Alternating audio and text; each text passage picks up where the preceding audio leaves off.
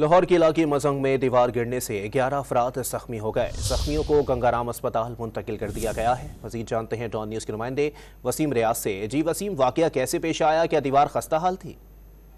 जी देखें, ये कल से जारी बारिश के बायस जो है वो दीवार जो है वो गिरी है। कल से लाहौर में बारिश का सिलसिला जारी है और आज भी वक्फे वक्फे से बारिश जो है वो हो रही है। और ये मजंग हॉस्पिटल से मुलाइका दीवार है जो मजंग हॉस्पिटल के अंदर जो है वो गिरी, जिसपे वहाँ आए अफराद जो है वो इस दीवार के मलबे तले दब गए। इत्तला मिलने पर इमदादी टीमें मौका पर पहुंची, पुलिस मौका पर पहुंची और इन जख्मियों को जो है वो निकाल कर गंगाराम अस्पताल मुंतकिल कर दिया गया है। अब तक रेस्क्यू के मुताबिक टोटल 14 अफराद जो है जिनको मलबे से निकाल कर अस्पताल मुंतकिल किया गया है, जो इस दीवार की जद में आकर जख्मी हुए हैं। कुछ यहाँ अपने रिश्तेदारों की इयादत के लिए आए थे, कुछ यहाँ इलाज मुआवजे के लिए आए थे, जो जख्मी होकर अब यहाँ से गंगाराम अस्पताल चले गए हैं।